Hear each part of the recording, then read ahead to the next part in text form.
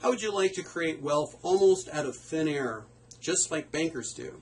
Today I'd like to introduce you to a concept called leverage and show you how you can use this like bankers do in your note investment business. Now first I'd like to show you two physical examples that work in the realm of sports. The first one is a non-leveraged example to show you how different that is from the advantaged position you would have as a leveraged sport. Now, number one, consider the game of pool. Now, when a pool player applies force to the end of a pool stick, a pool cue, to a cue ball, that cue ball is sent across the table, and yes, it moves. But does it go into orbit?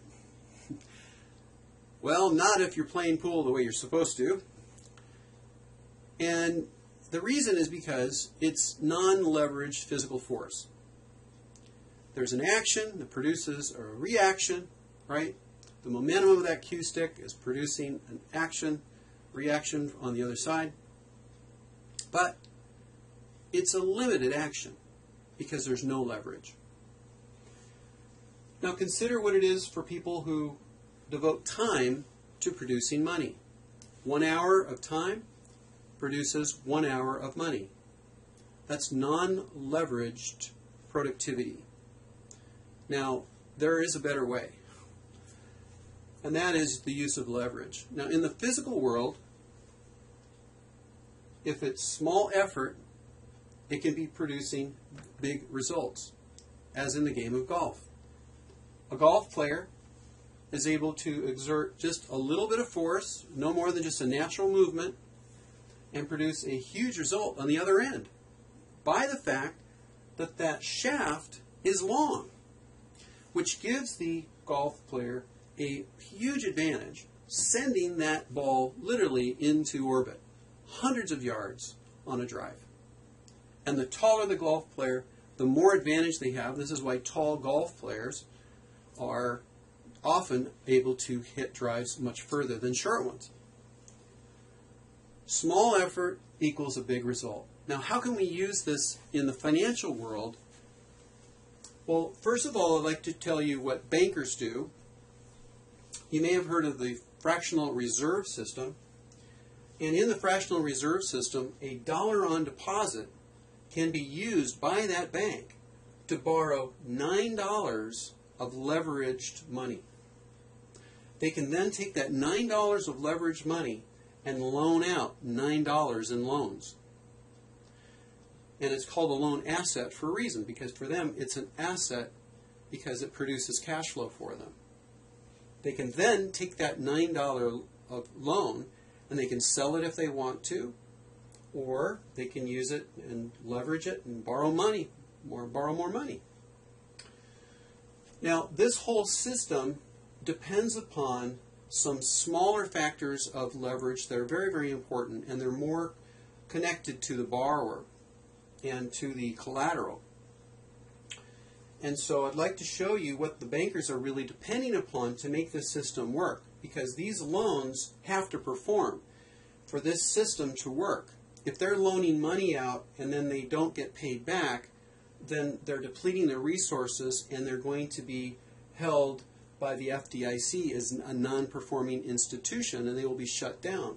So they have to figure out a way to make sure these loans perform in order for this system to work. Well, here are the forces, and you probably have never heard this before.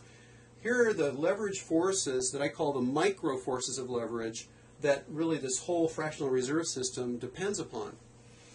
Well, first of all, the bank is using other people's capital. And we talked about that before, by the fact that the dollar on deposit is other people's money. That's nothing new, OPM. Productivity. Have you ever thought about that? The bank is really depending upon the buying power of that borrower.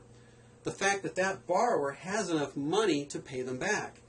And that's based upon them checking out that borrower before the loan is made, at least if they do it right. They're also depending upon that borrower's time.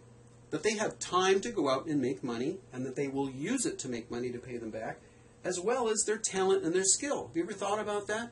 That the bank is really depending upon the fact that that borrower has skill that's going to be remunerated to be able to pay back that loan. And imagine now, a banker is leveraging buying power, time, and talent, as well as the money that they are able to get from the depositor. Now that is a huge amount of leverage. I mean, we talked before about small effort, big result. I mean, think about what is the banker actually doing to deserve all that resources coming back their way. I mean, usually relationships are fairly equal, right? One side does something, the other side does something equally. Now, I would propose to you that the borrower is doing a lot more than the banker, because the banker is using leverage. The borrower is knocking himself out. Every day, getting up, going to work, fighting the traffic to make money, applying their God-given talent to paying back the loan. Now that's an amazing amount of dedication that that borrower has, if this is working right, in order for them to pay this back. The borrower is doing, I'd say, 99% of the work. Now also think about this. The borrower is really tolerating a lot more risk than the banker is as well. Because, you remember that this is just leveraged capital anyway from the bank. I mean, they create this money virtually out of thin air. And so the borrower is really putting out the risk, and that is to their FICO score. If they don't pay, their credit rating is going to be ruined, right? And their financial life will be in jeopardy if they don't continue to pay. So the borrower is doing all this, and the bank is benefiting. It's just an amazing, really, inequality of contribution. Now, I'd like for you to then think about this as a note investor. You can do the same thing. You can use this principle of leverage to your benefit in the note investment business. Now, I want you to think about the fact that you can use the bank's money in your note investment business. Now, what do I mean by that? Do I mean go out and borrow money from the bank? Well, no. Remember, the bank already invested its money. It already created a note. And how did they do that? They loaned money to a borrower. Well, you now are stepping into the bank's shoes, and that loan has already had money, loaned out, and so now you were able to buy that loan at a discount compared to what the bank put out to create it. So talk about leverage. If you're able to buy that unpaid principal balance for 50 cents on the dollar or less, then you are using a huge amount of leverage, 2-to-1 leverage at least, in order to step into that bank's shoes. So you are literally using the bank's money in order to drive your business, even if you maybe haven't thought of it that way before.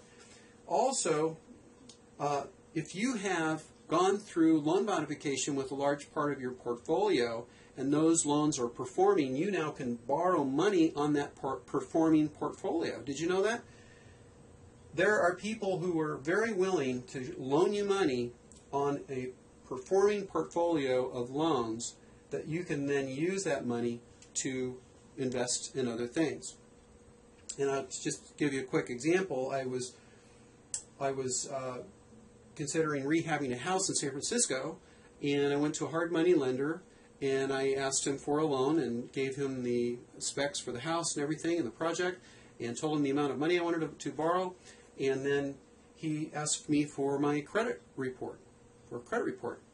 And I was getting ready to do that. And then I said, would you also be interested in seeing my portfolio of loans? All right. Now, I will tell you that these loans were actually not performing. So what I did was I put them in a spreadsheet. I told him they were not performing, but I showed him the unpaid principal balance for all these loans, what people owed me. Well, it was over $1 million. And the loan was only for about $250,000. So he looked at that, and I imagine something happened in his mind, and he thought, this guy doesn't need me to have him fill out a credit report. I never heard anything more about a credit report. He just approved the loan, just seeing this non-performing portfolio of loans, and he was ready to loan you the money. Isn't that interesting? So a portfolio doesn't even have to be performing for you to be able to use it as collateral. Now, the third thing that you can leverage as a note investor is productivity. Now, imagine, just like the bank, you are leveraging this borrower's time, talent, and borrowing power every single day when they go out and knock themselves out to be able to pay you. So again, you are using the same leverage as the bank. And they have their FICO score at risk to you and their future financial life.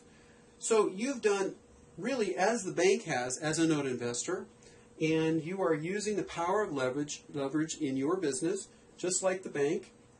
Now, these forces of leverage are so powerful that you don't have to be ultra talented to employ them. And I'll tell you a quick story. A friend of mine was, when he was in college years ago, he kind of looked all around him when he was a freshman, and he saw all these people who were talented in the area of sports or art or music. Now, he's a smart guy, but he doesn't have those particular talents. And so he really kind of went through a time of evaluation of what he was going to do when he graduated from college. Thus, what career, what major should he undertake? And so after evaluating himself and thinking, I really don't have those special gifts, he decided to become a banker. Now, he is a very smart guy because he realized where he was and the fact that without those special gifts, he needed to figure out a career that he could do that was profitable. Now, you can do the same thing. Now, you may be talented in some special area, but you know what? You don't have to use it. Go ahead and just use that for fun. But be a banker and employ the force of leverage to your benefit. And I know that having watched this video, you're going to be more aware of this now, and you're going to look for more opportunities to use leverage to your benefit and to the benefit of the community, because it really, truly is a win-win. As you benefit, then also borrowers are benefited because they get a house and you get the cash flow, and it's a great win-win. But just don't tell the secret that really they're working a lot harder than we are. Until next time.